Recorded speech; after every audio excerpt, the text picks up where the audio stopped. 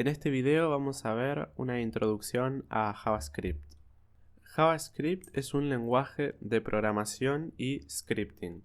O sea, es un lenguaje que nos permite crear distintos algoritmos informáticos para resolver distintos problemas o para crear ciertas instrucciones. La primera versión de JavaScript se implementó en 1995 en un navegador que se llamaba Netscape. El primer nombre que tuvo era Mocha, después cambió a LiveScript y finalmente JavaScript, pero desde entonces empezó a crecer el lenguaje para empezar a adaptarse a todas las necesidades de una web interactiva.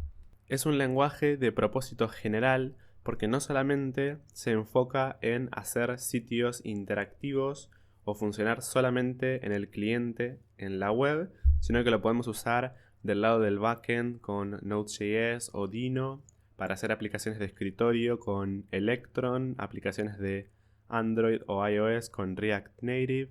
Tiene muchas funciones, también lo podemos usar en robótica o en el Internet of Things. Entonces no está focalizado en un solo dominio, sino que es útil para un montón de otras cosas. Y este lenguaje está basado en el estándar ECMAScript, o sea que sigue todas las especificaciones que tiene este estándar. Algunas de las características de JavaScript importantes son estas que aparecen acá. Es un lenguaje interpretado, monohilo, dinámico, multiparadigma, sigue el estándar de ECMAScript, tiene tipado débil y es retrocompatible. ¿Qué significa que sea interpretado? Muchos lenguajes de programación, para ser ejecutados, tienen que ser primero compilados. O sea, el código que nosotros escribimos en ese lenguaje tiene que ser traducido al lenguaje de máquinas, a ceros y unos, o a un lenguaje de más bajo nivel, para que después la computadora pueda entenderlo y ejecutarlo.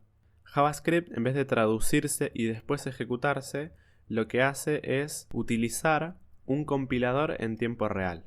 O sea, un compilador que lee una línea, la traduce y ejecuta. Lee otra línea, la traduce y ejecuta. Se sigue compilando igualmente, solamente que lo hace a demanda. Pero al momento de ejecutar el código decimos que lo interpreta. Cuando se necesita ejecutar este código, lo traduce y lo ejecuta. Que sea monohilo quiere decir que JavaScript solamente corre en un hilo del procesador. Quiere decir que los procesos o los algoritmos que nosotros escribamos en este lenguaje no se van a ejecutar en varios núcleos e hilos del procesador, sino que todos van a funcionar en uno solo, lo que hace que se ejecuten de forma secuencial uno tras otro. Por eso decimos que JavaScript es un lenguaje síncrono, porque las instrucciones se ejecutan en orden una tras otra, del comienzo al final.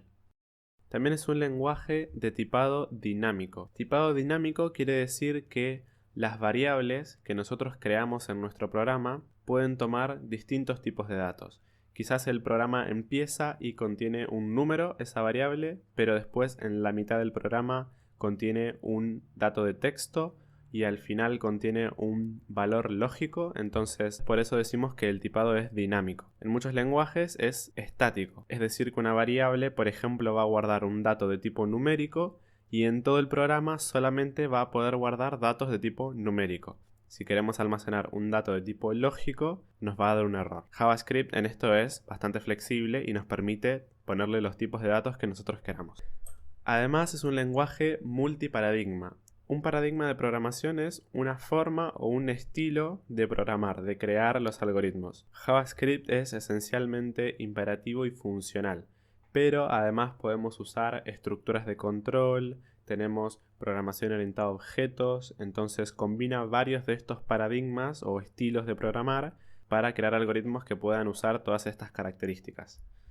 JavaScript está basado en la especificación o en el estándar ECMAScript. Existe una organización que se llama ECMA International que crea este estándar que se llama ECMAScript, que es como el manual de instrucciones para crear un lenguaje similar a JavaScript. Ya que JavaScript adhiere al estándar de ECMAScript, todos los motores de JavaScript de los navegadores, cada vez que sale una nueva especificación, o sea, nuevas funciones, algún cambio o demás, implementan eso en sus motores. Entonces así es como se mantiene actualizado y crece el lenguaje. La especificación es libre, o sea que si ustedes quieren mañana crearse su propio lenguaje que sea similar a JavaScript, pueden seguir el estándar de ECMAScript y al final van a tener un lenguaje que es igual al de JavaScript, ya que los dos siguen el mismo estándar. Además de tipado dinámico, también tiene tipado débil. Esto quiere decir que no es necesario que nosotros le indiquemos al programa qué tipo de dato va a almacenar esa variable.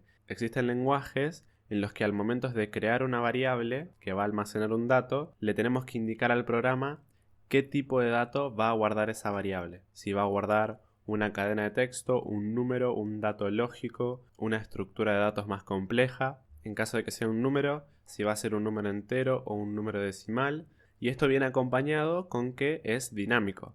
Entonces nosotros no necesitamos decirle qué tipo de dato va a guardar, sino que a medida que avance el programa, JavaScript va a ir cambiando los tipos de datos de forma dinámica. Y lo último, que es muy importante, es que JavaScript es retrocompatible.